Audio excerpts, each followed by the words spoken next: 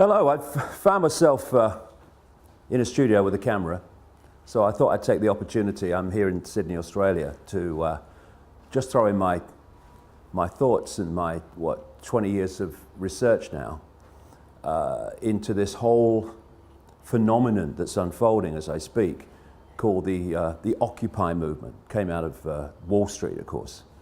And it's a great thing. It's fantastic that people are waking up to the point where they're saying, I'm a slave and I ain't having it anymore. That's the great Rubicon that needs crossing so we can do something about this. The reason I'm just going to put this information out, people make of it what they will, is there's another agenda going on here too. And if the genuine response to this grotesque enslavement of humanity in terms of finance and in terms of so many other things is going to be challenged effectively, then people need to get streetwise to what this other agenda is. And also the fundamentals of what we're dealing with. So I'm going to take it in stages. First of all, the fundamentals of what we're dealing with. If anything is going to happen that's going to change this tyranny of global banking and global finance, then first of all, the way that money is created, or what passes for money is created, has to fundamentally change. If this doesn't change, nothing's going to change because the power doesn't move. There's no change in the power dynamic of money creation, because people don't realize this in vast, vast numbers, that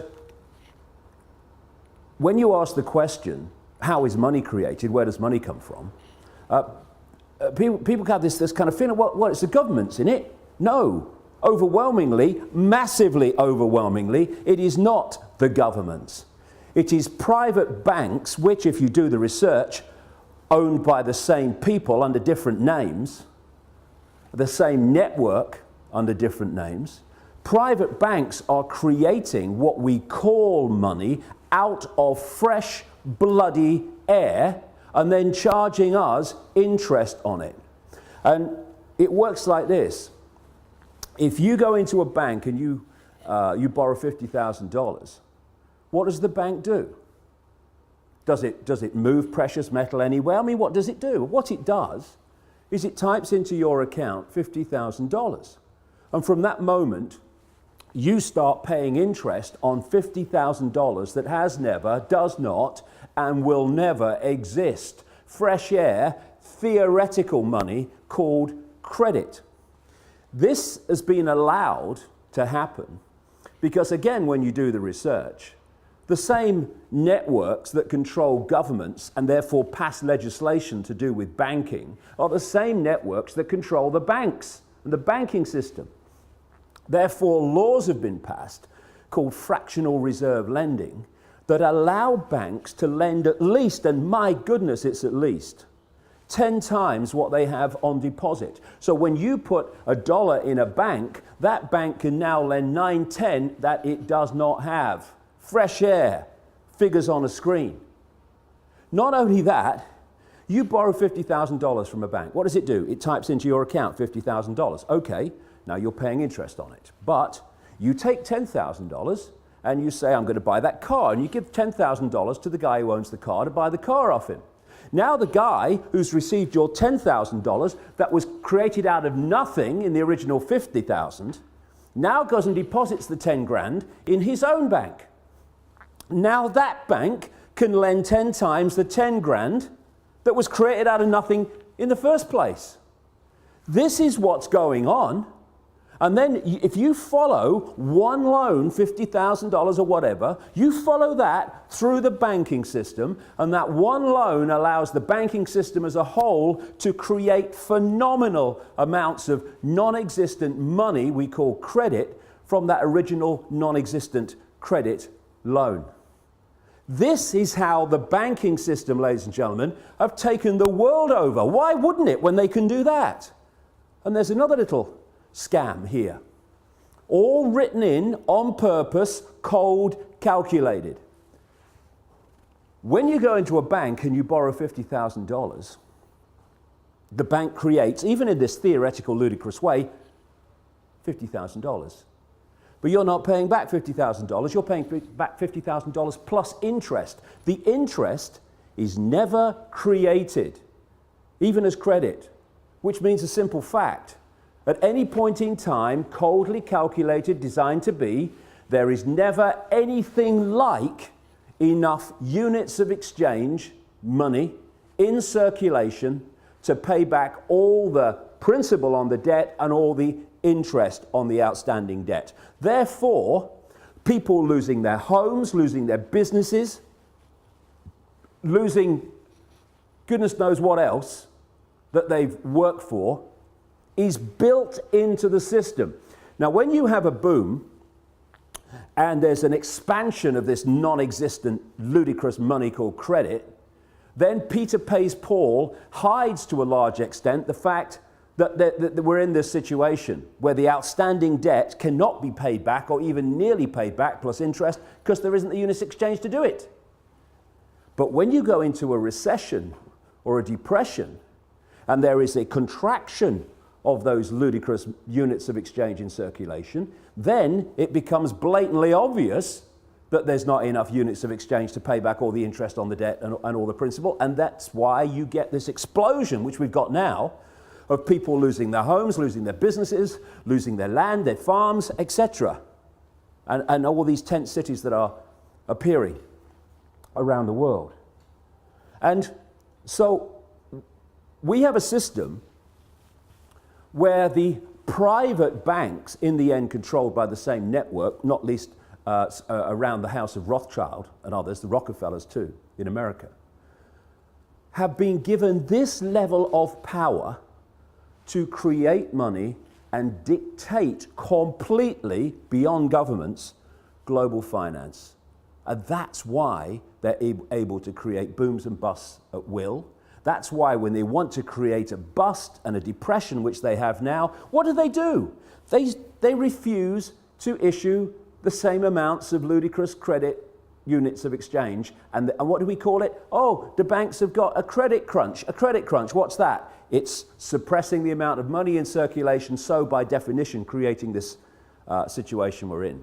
The whole money system has been designed from its creation to be a system of human enslavement and human control and human suppression.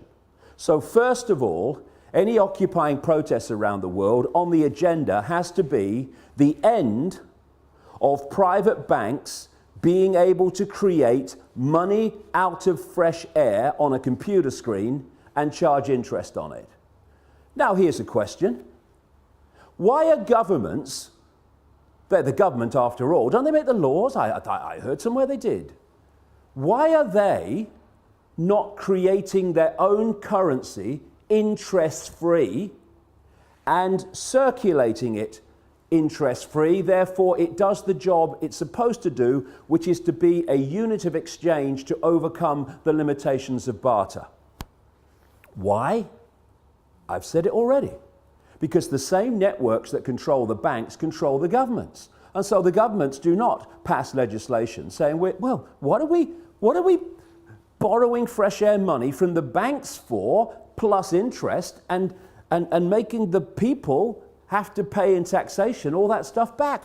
All we got to do is create our own money interest-free, because you see, at the moment, the very unit of exchange which allows economic activity to happen is created at the very start as a debt by people borrowing money from banks called credit. It's a debt from the start, the very unit of exchange in the world. It's crazy, it's insane. Number two, that has got to go. No more governments, and we need to redefine what we see as government too. No government borrows money at interest from private banks. Ludicrous. Then there's another thing. Like I say, whether we have a boom or a bust is decided by this very banking system. because they have what they call an economic cycle. It's total corruption and total manipulation. First of all, they put lots of units of exchange out, credit. Oh, you know, you earn 2 and 6 a week? Okay, have this half a £1 million house. Yes, here's the money, take it. And they put lots of units of exchange in circulation. And there's a boom, manufactured, and when people are in a boom and they get confident about their jobs, they go into more debt, bigger house, a bigger car, all the rest of it. And then what they do at an optimum point, this is what they did in 2008, is they take or create an excuse to take money out of circulation. Now the economic activity generated by that amount of money in circulation is no longer possible. And we move over here, fishing line coming in now, to a depression or a slump.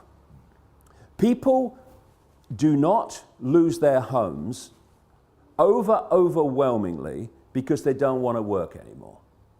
They lose their homes because there's not enough economic activity to generate the income to pay the mortgage. Companies don't go bust because they think it would be a bit of fun. They go through a bust because there's not enough demand for their products at a time of a downturn when the money in circulation is being reduced. And what happens? The banks that have created this problem in the first place, they take the homes, they take the businesses, they take the land, they take the real wealth for having not been paid back money that has not, does not, and will never exist. This is the power that the governments, controlled by the same network, have given to the banks to control planet Earth. Anything that comes out of these Occupy protests that does not include demands, not taking no for an answer, this has got to go, it's going to change nothing. And there's another couple of things, maybe a few more, that I'd like to get across to those that are brilliantly protesting around the world. Because there's nothing more manipulatable than genuineness that isn't streetwise. And what we need to do, if we're going to really bring an end to this outrageous, inhuman nonsense, is we have to get streetwise pretty damn quick. Because there are people, vultures, flying around, flitting around these protests, not least in Wall Street, trying to direct it in a certain direction that will make the world more enslaved and more unjust than it is now. There's certain coordinates, 3 will do in this presentation, if you like. 1, where does this network behind the banking system and behind governments and behind the transnational corporations, where does it want to take us? Okay? Well, simple. It wants total control over the entire human race, mentally, emotionally, physically, and financially. And to do that, and there's a few, compared with the 7 billion global population, there are a handful of people at the core of this in full knowledge of what they're doing. They have to constantly centralize decision-making. Because the more you centralize decision-making, the more power the few have over even greater numbers of people. The other thing that goes on is the more you centralize power, the more power you have centrally to centralize even quicker. So the process of centralization of power, it's been given a word now for a long time called globalization. This can move quicker and quicker and quicker through this process of centralized power, more power to centralize even quicker. What they want to create, I've been writing about this now for nearly 20 years, is they want a world government that would dictate all laws, apart from a few local things. All the major laws will be dictated by this world government, just as the European Union dictatorship now dictates something like 75% of the laws that are passed in Britain. They want a world government then that would dictate to everybody on the planet. They want a world central bank that would dictate all global finance to every what is now countries, though they want to break them up into regions. They want a world army to impose the will of the world government on anyone that doesn't want to accept it. That's what NATO is now. You know, when they're justifying bombing whole cities of civilians on the pretext of protecting civilians, and they say the world community has decided, and we have G8, and the international, that's code for world government. And when they then say, we're going to bring NATO in because the world community has decided, no, actually, America, Britain, France, and one or two others have bloody decided, and Israel. They are talking about NATO as a world army. The idea of this structure, where they want to take us, is to have a world government that says, these people, or this group, or this, what is now a country, is not accepting our diktats, send the boys in. And that's what we've seen in Libya. That's what they're trying to bring in Syria. That's what we're seeing increasingly around the world. The international community has decided, send the boys in. NATO, de facto world army. International community, G8, de facto world government. We're seeing it being moved into place. They want a world single electronic currency that would replace all other currencies. No more cash.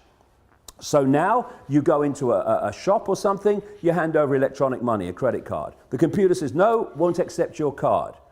You least now, still, although it's going out of circulation at an extraordinary rate, you can still say, okay, I'll pay cash. What about when there's no cash and that computer says no to your credit card or your microchip as it's designed to be eventually? That's deciding if you purchase or not. It's all about control. And so they want this world currency, and that's what we're seeing in Europe now.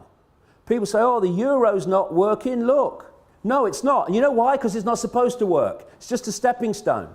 You had all those currencies in Europe, in Italy, in France, and all these different currencies. They wanted on the process of getting to this world currency to get rid of them. So they replaced them all, nearly all of them anyway, with the euro. Now all those currencies in one fell swoop gone. Now we're down to one in Europe, in most countries, the euro. So now what do? They want to make the euro not work as the next stage of getting more and more into this, towards this one world currency. So, another thing to mark the card for anyone involved in these Occupy protests, if any suggestion comes along that we should go to some form of world government, or to, and they're even talking about it now, to a world central bank and all this stuff, no, no, no. Listen, it's centralization of power in this world that has got us into this mess. If you have diversity of decision making, there's so many points of decision making, no cabal at the center can dictate that or manipulate that on anything like the scale that it can when you have centralization of power. So we've got the European Union, we've got which is a fascist dictatorship or communist dictatorship, whichever we want to call it. We've got this single currency and all the rest of it, all this economic disaster in Europe, all manipulated on purpose, as it is in America and elsewhere.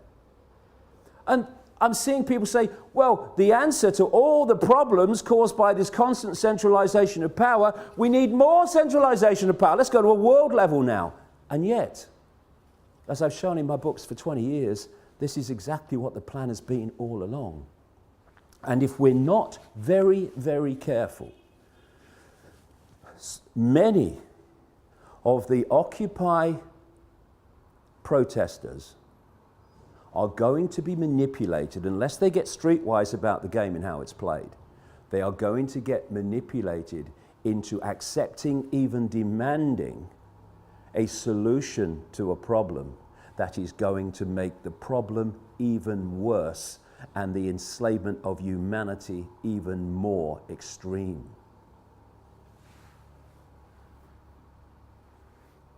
When you look at where they want to take us, which is into this centralized global dictatorship,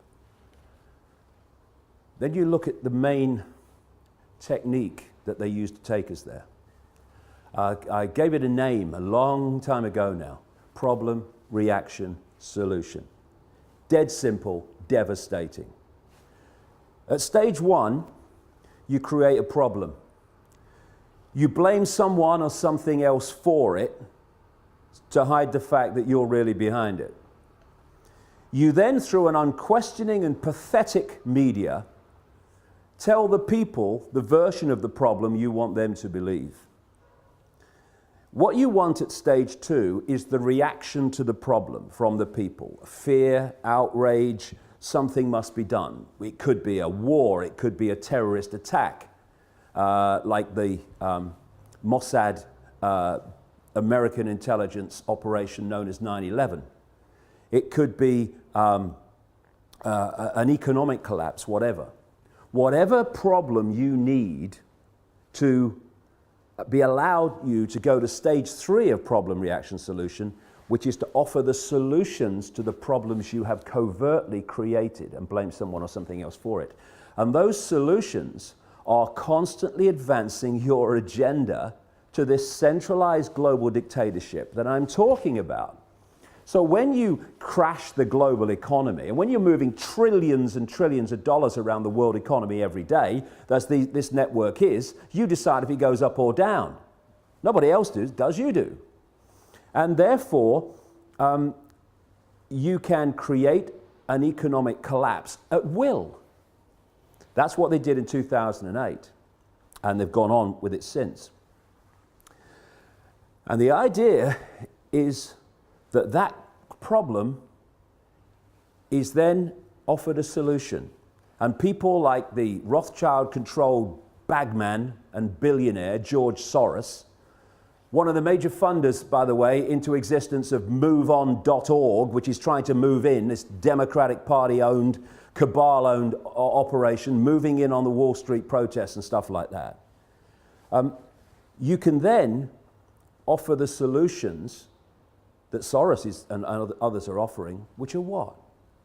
To solve this economic global crash, we need a world central bank. Stands back in amazement. I'm shocked. Knock me down with a feather and I shall swoon. It's so blatant, it's so callable, it's an open book once you do the research and you realize where this is going. And so, it's so vital as we've reached this point, this cusp where so many people have gone through or are going through this process now, where they're saying, I'm a slave and I'm not having it. And then they go to the next stage, which is what we're starting to see. It's so important that they don't allow themselves to be pawns, genuine pawns, unknowing pawns, but pawns all the same, in a manipulation that then takes us on to the next stage of an even greater financial and human enslavement than we've had up to this point. Because this is a vital area. It's vital not to get focused and obsessed with corporations and banks and all that stuff. It's about control. It's about human control. And the form it takes doesn't matter to these people. They just want the form that brings most control. Now, in the process of doing this, they've reached a point where the control has been going on through a banking system, private banking system, controlled by these families and their networks, and through corporations controlled by the same families and these networks. I mean, I keep seeing people say, we must have an end to capitalism. We don't have capitalism. We have cartelism. It's like J.D. Rockefeller said, competition is a sin. We have an oil cartel, a pharmaceutical cartel, a biotech cartel, on and on it goes. And these are the cartels of these families. This is how they control and dictate at this point. But they want to go to the ultimate level of human control, where they don't have corporations so we know them anymore. And so if we can get caught in, get rid of the corporations, I'm all for that. But the question is, to be replaced by what? And this is the structure they want. They want the world government, the world central bank, the world currency, the world army to implement the will of the world government, and then they want the world government ministries. Read 1984. George Orwell, real name Eric Blair, wasn't coming from his imagination. He had access to the projected agenda through the Fabian Society. Exactly the same Fabian Society that Aldous Huxley was a member of, and thus had the inside knowledge to write a prophetic novel called Brave New World. They were coming from knowledge of what the projection was. Huxley, it seems, supporting it, and Orwell not supporting it, trying to expose it, but it's still the same source of where it came from. This has been going on for so long. What they want is the world government and then the World Ministry of Oil, which would take over all the oil corporations, all the oil infrastructure, all the oil finance, everything. They want a world ministry of health that would take over all the pharmaceuticals and encompass what is now the World Health Organization, a Rockefeller Rothschild creation, by the way. They want a world ministry of trade that would encompass the World Trade Organization and dictate global trade from a central point. A world ministry of this, a world ministry of biotech, and all the rest of it. And so they want to absorb the corporations as they are now into these ministries for the ultimate global dictatorship. And the same people behind the banking system now and the corporations now will be controlling the world government and the ministries. But the same thing, but it will go on to a much higher level and a much more coordinated level of human control. So, they will want people, protesters against the outrageous injustices and grotesque actions and behavior of the corporations, to call for the end of the corporations, call for the end of the banks. Yes, fine. But we have to dictate what replaces them. Diversity from the center. Control that people have of their own lives in their own communities, not what they want. And what I have to say, speaking now, I'm seeing happening around the world in these protests, having the cabal you were protesting against dictating what this stuff is replaced by. If we go there, more and more centralization of power, we'll live in a global fascist state within 10 years. Our children and grandchildren will live a lifetime bloody nightmare. Or we can go this way and saying we want power from the center to people in their communities. So no central cabal can dictate the lives of everyone in a country or a state, never mind everybody on the bloody planet. And one final thing. You know, these organizations that move in, like moveon.org, I mean, I wish the bloody would, sooner the bloody better, that are Soros funded and Democrat Party controlled, and all these people. And then I mean, if people, you know, a lot of the people in the protests, if they hear this bit, they'll be going, boo, what are you doing? Because I've seen them do it to people. Global warming caused by humans is a bloody giant hoax. It's been created to justify dramatic changes in society and control in society to advance this very agenda I'm talking about. Because if you're playing problem, reaction, solution, and you want, therefore, to present global change, you've got to generate global problems to which you can offer global solutions. Climate change. Everyone's affected. We need global laws. What's international law, by the way? Oh, international law. International law is law that everyone on the planet is supposed to obey. This is the world government international law coming into place. Anyone does a modicum of basic scientific research, they will see that human-caused climate change, notice it's climate change since temperatures started falling. When they go up again in the sun cycle, it will be global warming again. But do a modicum of research and you find that the whole idea was a scam. Anything that Al Gore's involved is a scam by definition. He knows nothing else. And yet, we're having these organizations like, was it 350.org? and these others.